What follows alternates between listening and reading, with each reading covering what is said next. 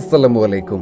আজকের আলোচনার বিষয় হচ্ছে জান্নাতের 8টি দরজা এবং কাদের জন্য এই দরজাগুলো খোলা হবে।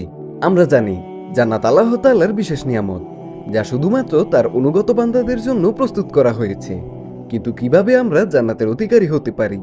কোন আমলটি করলে আমরা এই 8টি দরজার মধ্যে কোনো একটির মাধ্যমে জান্নাতে প্রবেশ করতে পারবো? আজকের ভিডিওতে তাই জানাবো। জান্নাতের দরজার পরিচিতি। রাসূলুল্লাহ সাল্লাল্লাহু আলাইহি ওয়াসাল্লাম বলেছেন, জান্নাতের 8টি দরজা রয়েছে, যার মধ্যে প্রত্যেক দরজার জন্য নির্দিষ্ট কিছু লোক প্রবেশ করবে। তাহলে জান্নাতের 8টি দরজা কি কি এবং কাদের জন্য নির্ধারিত? আসুন একে একে জেনে নিই। 1 নম্বরে নামাজীদের দরজা।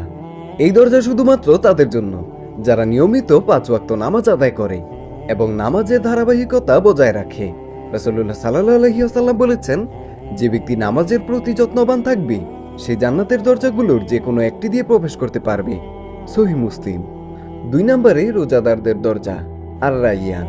এই দরজা শুধুমাত্র তাদের জন্য সংরক্ষিত যারা আল্লাহ তাআলার সন্তুষ্টির জন্য রমজানে রোজা রাখে এবং নফল রোজা পালন করে।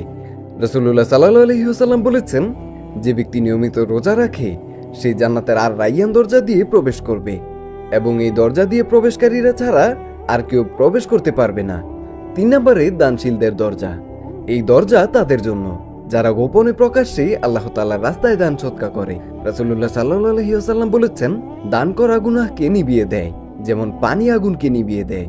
তিরমিজি। 4 নম্বরে মুজাহিদদের দরজা। যারা আল্লাহ তাআলার রাস্তায় সংগ্রাম করে ইসলামের জন্য নিজেদের জীবনকে উৎসর্গ করেছে, তাদের জন্য এই দরজা খোলা হবে। কোরআনে বলা হয়েছে, যারা আল্লাহ তাআলার রাস্তায় জীবন দেয় তাদের মৃত বলো না, তারা জীবিত, কিন্তু তোমরা তা অনুভব করতে পারো না। সূরা বাকারা আয়াত 154। 5 নম্বরে তওবাকারীদের দরজা।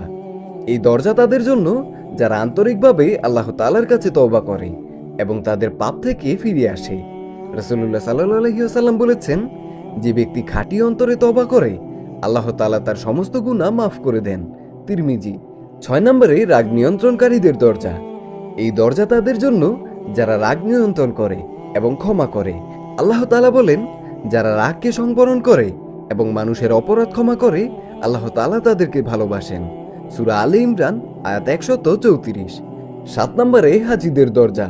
যারা আন্তরিকভাবে হজ ও উমরা সম্পন্ন করে তাদের জন্য এই দরজা খোলা হবে।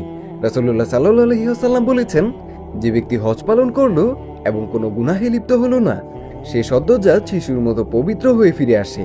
সূরা বুখারী। 8 নম্বরে আল্লাহ তাআলার প্রতি পূর্ণ বিশ্বাসের দরজা। যারা ঈমানদার, আল্লাহ ও তার রাসূলের প্রতি পূর্ণ বিশ্বাসী এবং ইসলামের সব বিধিবিধান মেনে চলে তাদের জন্য এই দরজাটি খোলা হবে। আল্লাহ তাআলা বলেন, যারা ঈমান এনেছে এবং সৎকর্ম করেছে তাদের জন্য রয়েছে জান্নাতের চিরস্থায়ী বাসস্থান। সূরা কাহফ আয়াত 107।